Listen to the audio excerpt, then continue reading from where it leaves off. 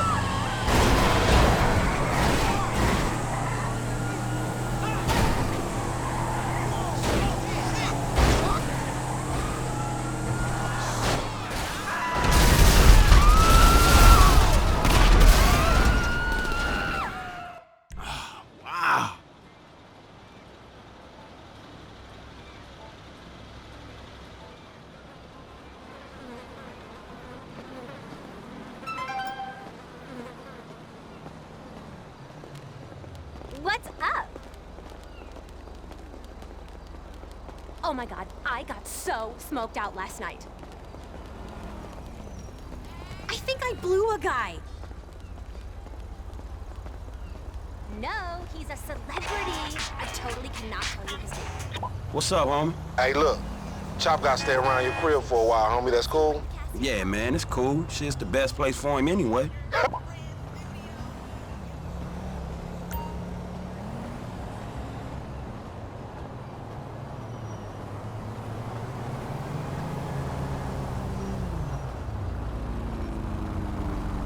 You know, keeping it real. What about you? Staying out of trouble, man? Oh, I totally love to come to your party. I'm completely bored with my uptight friends. Yes, I'll bring a few girls. No, no more skinny girls. I'll bring nice specs, okay?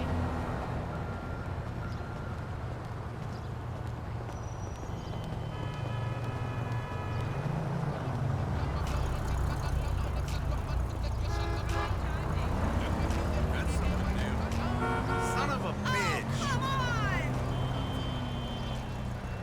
Oh, that is messed up!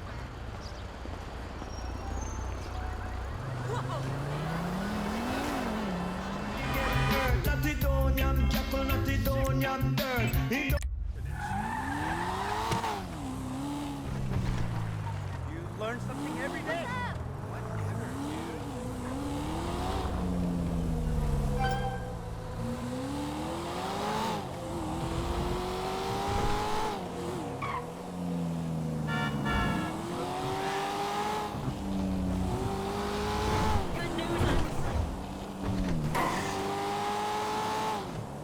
My new website covers all three of them.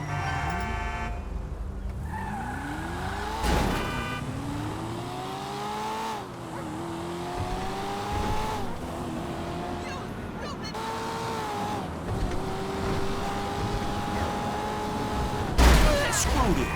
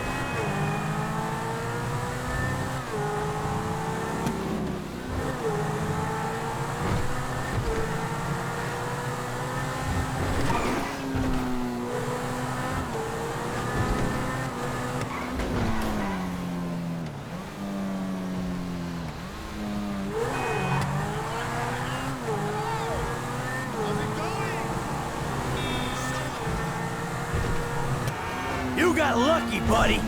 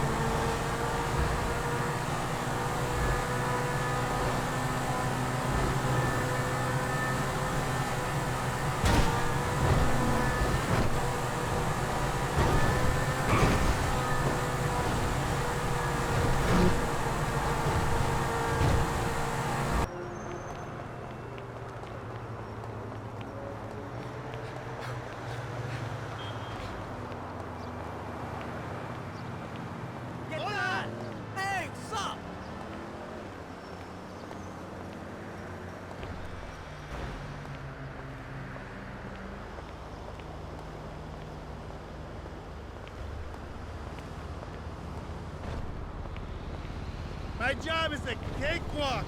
Oh, I know.